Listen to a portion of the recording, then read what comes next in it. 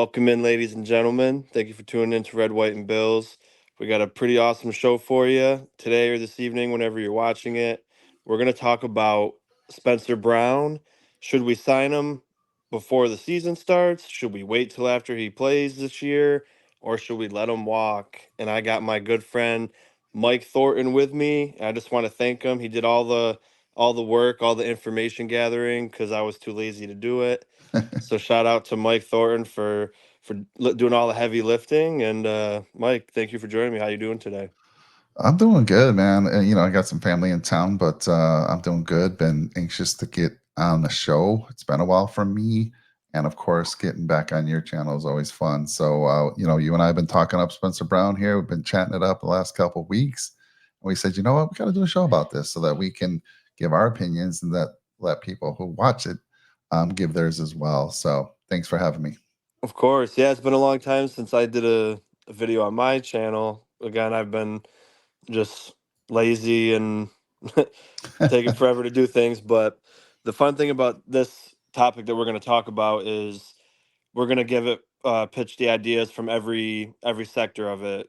Why we should keep him, why we should let him play this year, or maybe even why he should walk.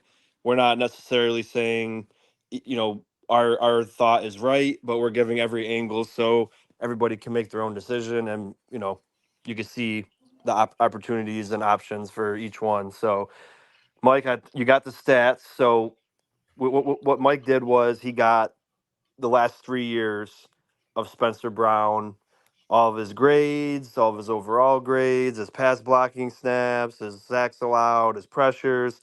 So I'm going to have Mike take the floor for a minute and get into those for us. Yeah, so for those that know us, seen either our shows on Nickel City Mafia over here on the Red, White, and Bills, we use PFF a lot, Pro Football Focus. Love it or hate it, it's a great tool because let's be real, Sean and I don't have time to watch every football game, see every right tackle. Sean Right. seems to know a lot more of those tackles than I do, but we're focused on Bills right tackles, and the important one to us is Spencer Brown. So we use PFF. I think the eye test matched up. Sean and I gave him some numbers. He said, "Yeah, the eye test matched what I was saying to him." So let's go through it. In 2021, and again, the criteria we used for the first 2021, there were 34 players that met this criteria. You had to play right tackle more than 500 snaps. 2021, I kind of cheated and went back to 498 because, believe it or not, Penai Sewell would not have been counted here because he played a lot of left tackle his rookie year. So he's there, and but the other 2 seasons I used 500 or more snaps at right tackle. So in 2021, Spencer Brown, out of 34 right tackles, he was ranked 26th and a PFF score of 62.6. Now, to compare that to the highest guy in 2021 was Tom Compton from San Francisco, had a score of 86.5. So you can see, what's interesting too, Sean? You're going to love this name. Back in 2021, our good friend, not our good friend, but someone we cheered for at least 1 or 2 years, David Quessenberry was the number seventh overall right tackle with a score of 80.6. Wow. The mighty have fallen there. Oh, yeah. Yeah, so I'm going to go through 2022, 2023. You can ask me any other questions you have. I have more data as well. So in Right. 2022, you know, he had come off his rookie season and he had surgery on his back. They didn't really go too deep, at least I didn't hear exactly what was done, but it held him up from being able to practice in the off season. He was late into camp, I believe, and he had his worst year so far out of the 3 years. So in 2022, out of 31 right tackles that qualified for the criteria that I said, he was 30th. That one damn near last. I mean, there was Mm. only one other guy worse than him, and that was Evan Neal. His PFF score was 51.4. So pretty rough there, pretty rough. And then, you know, then he came back strong. Sean, you're going to talk about who was next to him, but then last year, 2023 was obviously his best year. We drafted Osiris and I mean, that just seemed to make a huge difference. He also, I believe, came in the camp healthy, and the stats reflected that. So in 2023, out of 31 candidates again who met the criteria, Brown was right in the middle. He's number 16. His PFF score shot up to 68.1, and that was his best in the 3 years. Again, let's go back. I want to show you some of the top guys, though. So he was 16. The number one guy is Panay Sewell, and the guy scored a 90.7. So Hmm. Panay Sewell, even though he was a rookie in 2021, they've already paid him then. He's got a hefty payday in his fourth year. They didn't even want to wait to No. use his option or get through the fourth year. That's kind of why we're having this conversation. So there's some PFF numbers for you, Sean. Anything else you want me to throw out there? Yeah, before we get into his, particular stats, just going over his overall ranking and his overall grades, just from that standpoint. Um, Again, like you mentioned, PFF, the way you use it is you compare it to what you watch on the film, and as you know, I tend to do more work with the offensive line when I do film, and I can confidently say it definitely matches up. Yeah, he definitely significantly improved this year, but it still wasn't, to me, top tier talent at right tackle. Obviously, the offensive line overall was fantastic last year. He was part of it, but you can still get better and you can still improve at that. Um, so then why don't you go for the last 3 years and go over his sacks allowed, pressures allowed, and then we'll get into some contracts and his peers that have gotten paid and things like that. So if you want to start from 2021 again and go over how many pressures, sacks, and things like that. Sure. So in 2021, he gave up 30 pressures. They only have him, believe it or not, with only one sack given up, which is hard to believe. He had 8 penalties called against him. In 2022, and by the way, he played at right tackle. Remember, I don't think he started this season, right? Didn't he come in around week 2 or week 3? His rookie Um, year, yeah. yeah, so he played 612 snaps at right tackle. But let me go to 2022. And in 2022, he played 843 snaps at right tackle. He gave up, give me just a second, he gave up 42 pressures and 4 sacks allowed. So more pressures, more sacks, but again, he had more snaps at right tackle. In 2023, where he had his best season as far as pressures go, 40, gave up 5 sacks, but he played a hell of a lot more snaps at right tackle, 1,157. So the beautiful thing is he was healthy all year. Most of that line was, I believe, Sean. I mean, you've been tracking them last year. They were able to stay pretty healthy all year, right? Yep. The only time the starters didn't play was when they took out a couple of the guys when we were blowing the team out. So other than that, nobody missed time with injury and everybody played every snap. So I mean, Uh, Torrance is the only one that played every snap, but the starters never missed time for any significant reason. And again, Brown had a replacement, so he got to sub out. Morris got to sub out. Everyone but Torrance got to sub out technically. So you know, we were lucky at that for that aspect.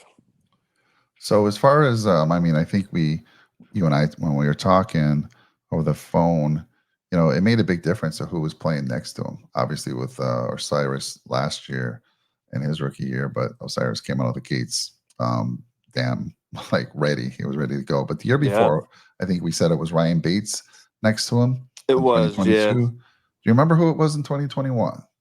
it was either Feliciano or like no Brian. It wasn't Brian Winters. Brian Winters was earlier. Um, I know Darrell Williams played tackle. Yeah, we'll have to see about 2021. Yeah, I'll check that out here. Those years are blurs to me sometimes. but but yeah, I mean, I was never, just to talk about the guys next to him. I was never too fond about Bates, and I guess you could, if it's only a year sample size, but you could say that you know that validates my opinion on Bates because when he was next to Brown, they both did absolutely horrible, and then as soon as Base was removed from the situation, Brown drastically improved with a guy that's better next to him. So there's that, and then yeah, again we'll talk about all the scenarios afterwards, but I think it'd be cool to get into some contracts and some guys that have already been paid at the position, and maybe even comparing him to a couple guys that may have got drafted the year before, or might be signing a contract around the same time as he is. So, you can start with whoever you want first when it comes to that. By the way, I am looking at our lads, and back in October of 2021, your favorite player, one of your favorites, Cody Ford, who you stood up for, Yep. Yeah, I was remember he. playing right guard. Yeah, and then he got hurt, and I don't remember who went in after that. Yeah, so let's see here. I'll go as far as November. I think they still showed him. Let me go to 12 December. And yeah, so again, I don't know how accurate this was. We know he got injured, but they're saying Cody Ford here, even in December. It'll let you go back to certain dates in the Try past. January, because Yeah, try January. All right, let me I'm try pretty that sure we one. traded him that year too. So that would have been 1/1/2022, correct? Yeah. Yeah. So let's see that. In that case, it was Daryl Williams. All right. So Sean, trying to decide whether you want to go and try to work out a deal now with Spencer Brown, or you want to let it ride, is what do you think the savings might be? And we already said, I mean, we already showed that he was, if you take his 3 years with PFF, he averaged 60.7, right? And 60 last year was his best year. So let me give you some other guys that have gotten contracts this year. One of them is Austin Jackson. It's a right tackle for the Finns. Now, the Mm-hmm. interesting thing about Austin Jackson is he only played right tackle for the Finns in 2023. Played 988 snaps at right tackle. He was injured in 2022, so he only played 84 snaps. In his first 2 years, he played at left tackle and left guard. If I average his last 3 years in PFF, atrocious 56.9. Yet Yep. in 2023, he was given a 3 year deal worth 36 million, 12 million average per year. But he was only guaranteed 13 million of that. So that's somebody to look at like, dang, if this guy was that bad. And again, they gave him the deal last year. So Yep. of course, his 2023, which was pretty atrocious, wasn't truly factored in at that point. But that's a good amount of money. You can probably say that's going to be the floor. If Spencer Brown like had a atrocious year, he'd probably be getting around there because Spencer Brown is only 26. Keep that in mind. Although he's a little older than I would have thought. Austin Jackson was 24. He's 24 actually right now. So when they signed Yeah. him, pretty young. Another guy we can talk about is Jonah Williams. So Jonah Williams, right tackle for Arizona. He was drafted, he was a first round draft choice in 2019. His last 3 years on PFF was 65.6. PFF scored him at 58.5 with him playing right tackle for the first time with 1,086 snaps this year. So in 2023, it was the first time he played right tackle for Arizona. Prior 2 years were at left tackle, and he was averaging 61.2 and 77.1. So at left tackle, and they put him over on right tackle, he took a big hit. But he got a paycheck this year, 2024. They've signed him to a 2 year deal, 30 million, 15 million guaranteed. I'm sorry, 15 million average, and what is it, 19 million guaranteed. So there's a guy again, Jonah Williams. Now Jonah Williams is 26 as well, same age as Spencer Brown. Yep. And based on that 65.6, which is higher than Spencer's, they paid him 15 million a year, 30 million. But again, only 19 million of that guaranteed. Yeah, and it seems, as we discussed these guys previously, the theme is they may not really believe in these guys because they only basically giving them 1 year of guaranteed money. Austin Jackson I think they were both first round picks, him and Jonah Jackson. Um, you know, Austin Jackson had injury problems. They tried shifting him all over the line, and they finally saw he had a glimmer of hope at right tackle, so they just threw the money at him. 3 years of 3 year deal, only 1 year guaranteed, basically. So slightly above 1 year. So when you look at that kind of contract, that's something to possibly be thinking about when it comes to Spencer Brown, and we'll talk about it near the end. But that seems to be a common theme with some of the guys that we're talking about. Yeah, Austin Jackson, you're right, was the first rounder, and Jonah Williams was the first rounder as well. Some other guys to look at here. Here's a sixth rounder back in 2020, Mike Onwenu, and he signed a deal this year, 3 year deal for 57 million, so an average of 19 million per year, and a guaranteed 36,500. Now, his this is warranted. Like you're saying, 29. I'm sorry, 19 million a year, 57 million over 3 years. Well, guess what his PFF score was at the last 3 years? 79.2. Mm. He's played guard and right tackle. He had 656 snaps at right tackle and then 194 at right guard in 2023, with a grade of 71.5.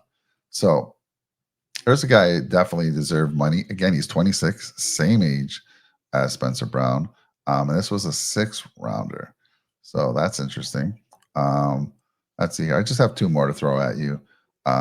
Jack Conklin, right tackle for Cleveland. He's 28 years old.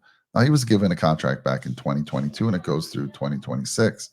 He was given a $60 million contract over 4 years, obviously an average of 15 million per year, and only a guarantee at that time of 12,750,000. You're like, well, wait a minute, how do they do that? Well, so there's this thing called fully guaranteed and total guaranteed. Fully guaranteed is what you are given at signing.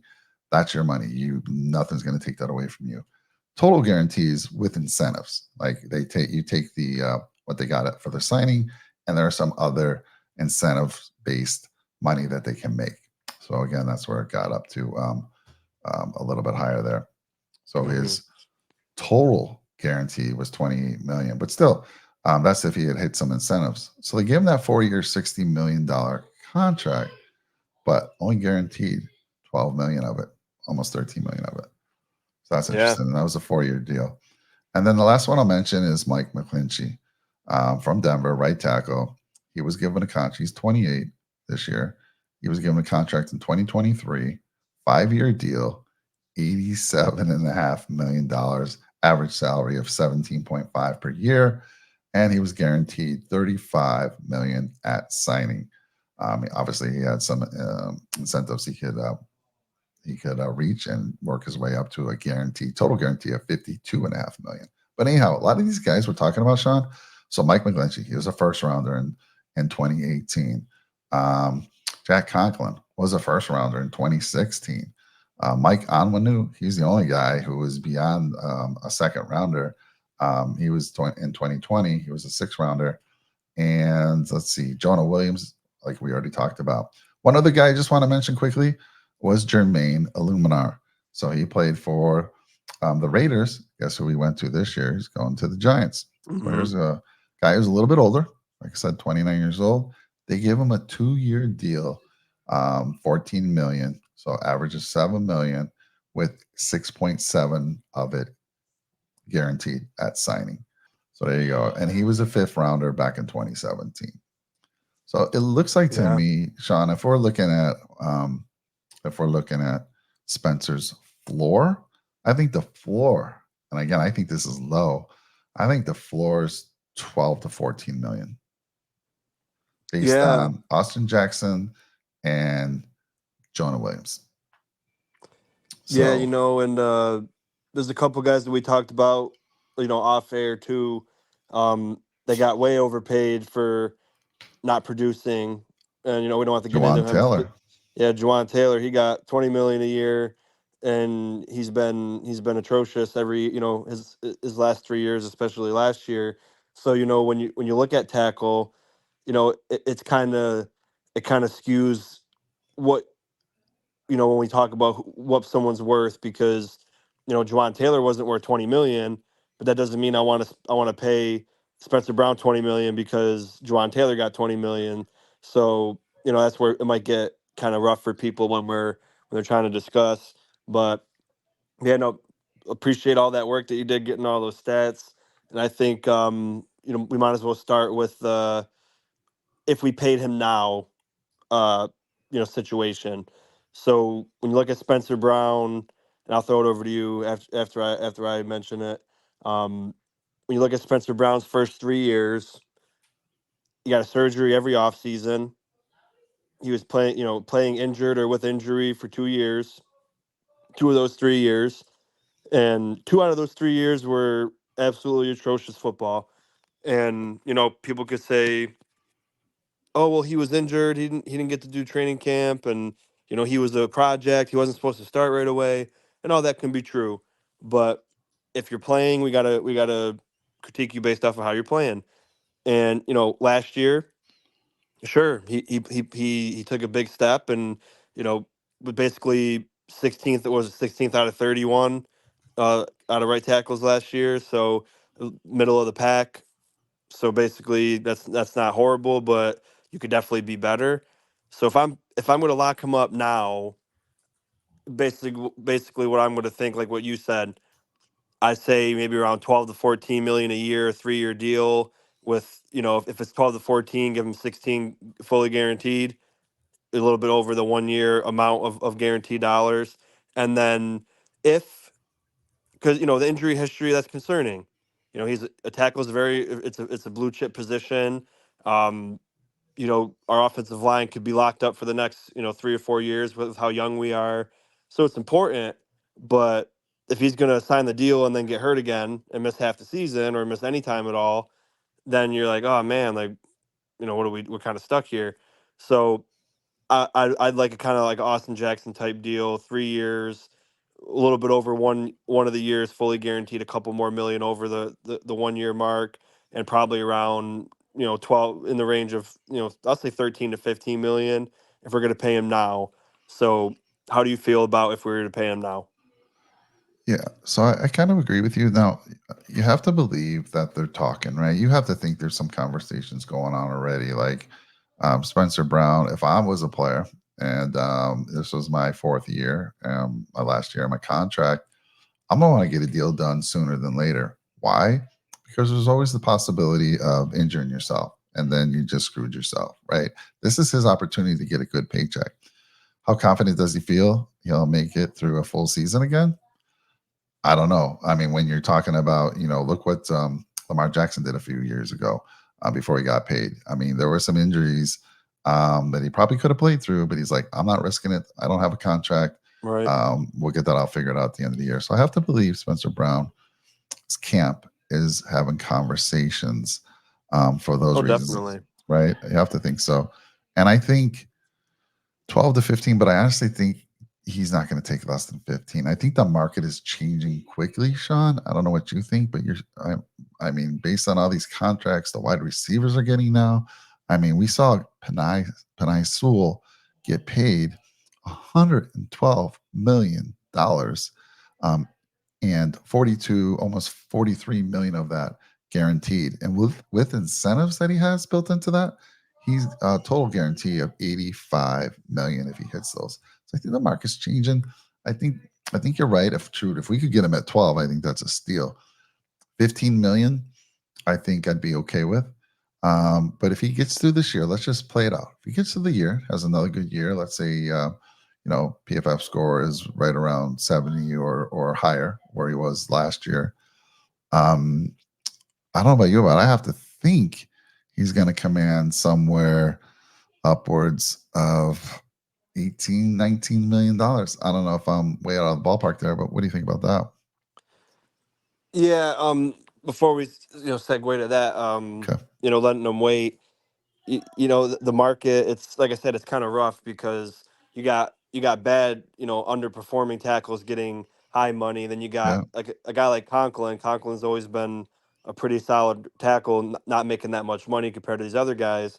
So it's kind of strange. But like I said, if you comparing him to the people around him in his best season, he's middle of the pack. So I don't think he's like, I think that's just what he's going to be, middle money. But like you said, if he decides to bet on himself, which I think is the better option for him, because if he bets on himself, then he's going to be commanding, 17 to 19 million a year. And then, then they might throw a 4 year deal at him instead of a 3 year. But and it's just hard. It's up to him because you want the guaranteed, you want the job security. You want to be able to say, "Oh, I'm going to be on this team guaranteed for at least another season after this one." But he might want more money. And again, it's just like, not to bring up the Dolphins, but a lot of the Dolphins fans about Tua, they want to see him have another season. They have his 5th year option already. They want him to play another great season and stay healthy another season before the fan base, before these fans will be satisfied giving him a paycheck. And a lot of them that want him to play in the 5th year option say, if he balls out and we got to pay him 5-6 million more than we would have paid him anyway, I'm willing to do that instead of paying him too much now and then he fails or he gets hurt again or he stinks. So I'm in that. I'm kind of leaning more towards that. I want him to do it again, and I said that about Osiris Torrance too. They both played, especially for a rookie, Osiris Torrance, they played extremely well last year together, but they only did it one time. So I want to see them both do it again, but especially Spencer Brown because he's on a contract. It's his contract season, and at the end of the day, if he goes from, oh, we would have paid him 13, 14 million a year to, oh, now we're going to pay him 18 because he balled out and he was a top 10 tackle, then I'm willing to do that. It's better for both parties, I think, if he plays this year and we make a decision after this season. But I don't know how you feel about that. Yeah, I don't know if I mentioned it or you did, but again, he was coming off of shoulder surgery in the offseason, I believe, is what I Yep, heard he, this he year, still right? hasn't practiced yet. Right. So again, like you had mentioned now, three off seasons where he's what was it? We had the back. Back Uh, both years and then now the shoulder. yeah. So it's very concerning, like you said, even though he's only 26 years old. It does seem though when he has played, those injuries haven't affected him too much, other than keeping him from practice. And I mean, that's big. Those are big things. Um, Again, Sean, I'm kind of with you. I mean, look, if they're talking, which I think they are, and we can get him for 12 to 15, I'd sign the contract. 12 to 14. 12 to 14. I'd sign the contract, but I think he's going to bet on himself because this is this is his chance. If he gets a 4 year deal, it's going to take him to age 30. This is his one time to get a big contract. Um, and I think he can get one right now from the Bills, 3 or 4 years. May not be top money, but man, you got job security. I'm, 13, 14 million, whatever he works out. It's pretty damn good. Now, I don't know what they'd give him, as far as guarantee goes. But yeah, so I kind of agree. Like, I'm sure they're talking. I would love to get him. I would love to keep the chemistry going because we don't have a backup right now. I mean, sort of what happened with Mitch Morris. They decided to let him go. We didn't have anyone to back him up. I mean, they had let Ryan Bates go. So we were kind of like caught with our pants down. But they did draft Van Yeah. Pranger, which was good. But who's that right? Who's that right tackle? I mean, if we don't make a move, if we don't sign him, who do we have for next year? And then we're gonna have to depend on a draft pick Yeah. or a free agent. So Yeah. I would try to get the talks going, try to get him for a decent price, save some money down the line because odds are, if he's got Osiris next to him for 2 years in a row, odds are he's gonna improve again. You would think. Yeah. Yeah. It's a big can of worms because, like you said, I mean, right now the backup is Ryan Vandermark, and you know he's had some he snaps against blowouts when we're playing back, when the backups are in, and he looked okay. But like I always say about Brandon Bean, he's never prepared. So I would have preferred if we drafted a right tackle kind of early, not like first round or anything last year, but a guy that you could have either used as, like a bargaining chip.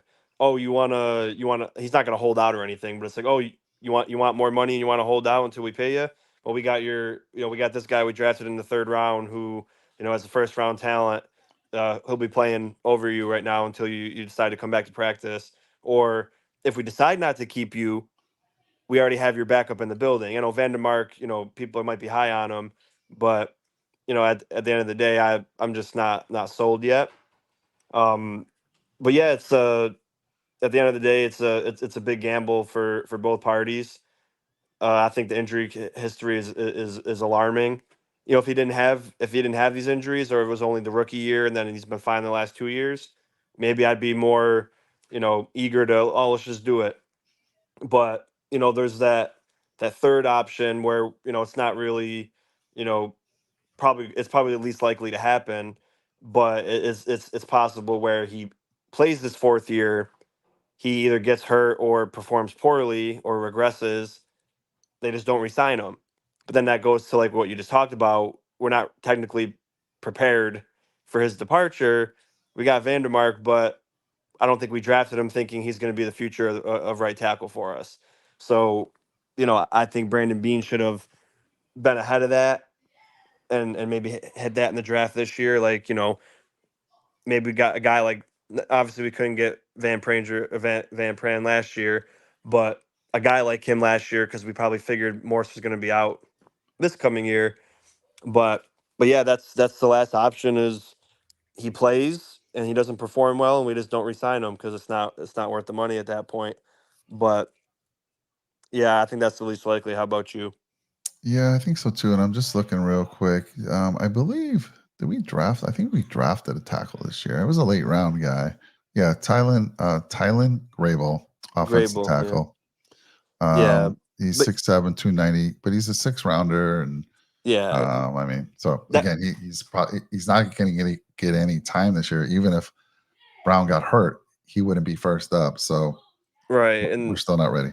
and a guy like Grable is not really like, oh, he's going to be our starting right tackle of the future type pick. It's Yeah. just like, oh, he's a depth piece at best. And I mean, hey, Onwenu was a sixth-round pick and it worked out, Oh but yeah. I don't think that's why they drafted him. I mean, as far as Grable goes, but yeah, Mike. I mean, I think we gave a good amount of information for people to understand. I think I'm leaning with the let him play this year, and if we got to pay him a little bit more, good, because then it's worth it. I don't want to make the investment this year and then he regresses, or he gets hurt again, because that's really important to figure out, because there's a lot of 1 year wonders in the NFL, isn't there, Mike? Oh, for sure. Nick Foles, guys like Gardner Minshew, Sam Bradford. I know a lot of those are all quarterbacks, but there's players who perform well 1 year and then they fall off the face of the planet. And I'm not saying that's going to happen to Spencer Brown, but I can't ignore the first 2 years of injury in his play just because he had an average, as far as statistics and rankings amongst his peers go. I can't just be like, okay, let's give him a $19 million deal right off the bat. I would like to sign him. I like to keep the guys that we draft, but I think that's the best option, is to let him play this year, and if he plays well, give him 17 to 19 million possibly. But if we sign him now, I'm gonna stay firm on between 13 and 15 million, with if we give him 13, give him 14 and a half million guaranteed in a 3 year deal, so he gets a little bit more than 1 year fully guaranteed. And then we can, and then that's the good thing about that is, Mike, if he does bad and we kind of regret the contract, you already paid him that 1 year fully guaranteed money, and then you can get off the deal. Yeah. And just to give you what our lads has right now, I want to talk about the depth pieces because we talked about a few of them. But Ryan Vandermark is the backup for Deion Dawkins over at left tackle. Now I know in preseason and a little bit, I believe people were high on Ryan Vandermark because he was doing a pretty good job at left tackle. I believe when he came in at right tackle, he struggled a little bit. So again, I'm with you there. Where that's not a guy that I'm comfortable with starting next year. Then they talk about they have Tylen Rabel, also at left tackle. At right tackle, we got Lyle Collins, We got Richard Garage. He was a practice squad guy for us last year. A guy I actually kind of like, but we'll see how he plays out. And then Travis Yeah, Clayton. Nobody really UDFA. like you're like, man, if something like it's concerning. If something happens, Spencer Brown, because we talked about these injury concerns, we're we're in trouble. Yeah, yeah, definitely. And you know, I don't even count the guy from the UK. He's not going to play a Yeah, snap. yeah. And then, you know, Grable, I don't know. He's kind of just like a shot in the dark to be the backup. And then I think they kind of got Vandermark as a swing tackle. I don't remember. I want to say he was bad at left tackle and good at right tackle, but I think you might be right. It was one of the two. It was one He of the was two. he Yeah. was bad at one of them, good at the other one. But if Brown goes down and Lyle Collins doesn't make the team because I'm not going to put that much stock into what's been happening because the media only gets to go 1 day a week. So they see 1 day out of the 3 or 4, however many times they go there, and haven't heard anything good about Collins. So if he doesn't make the team, then it's going to probably be Vandermark coming off the bench if Brown gets hurt, and then that can that can turn ugly pretty quick. But at the end of the day, it'd be nice to keep a guy that we drafted. He's definitely improved. I would love to see him keep improving because he's one of the guys I was critical of that and he deserved it as well. I'm not gonna forget about that, but I would love to see him do well again, and then we're locked up on offensive line for the next 3 or 4 years, and then we don't have to worry about it, and we're set. Yeah, But no, I'm with you. Let's get him signed, get a decent contract with him. I mean, I think it's good for him and us. It only comes down to if his camp's asking too much and he's going to bet on himself this year. So we'll find out. right, so you're leaning with you want to sign him or right away. You don't want to let him play the year. No, I'd wanna make the deal Okay. sooner than later, only because of our situation that we just explained. As far as who's there if we don't sign him, who's there next year? I don't want to hit that situation again. Right, exactly. Yeah, and I think both options are valid, and whoever thinks one way, I wouldn't say that you're wrong because both have drawbacks, both have positives, and at the I guess like you said, it comes down to if Spencer Brown wants to be a little bit greedy and ask if he asks, if they come to the table with an offer, I'm sure they already offered him something. But if the Bills offers what we said about 13 to 15 million, he says, nah, I think I'm worth more than that. Then I'd say, okay, then you got to play this year, and if you don't do well and you don't get any contract, you made the bed you laid in. So I think maybe by the if they're gonna do it, they'll probably do it right during camp. I don't think they'll do it in season.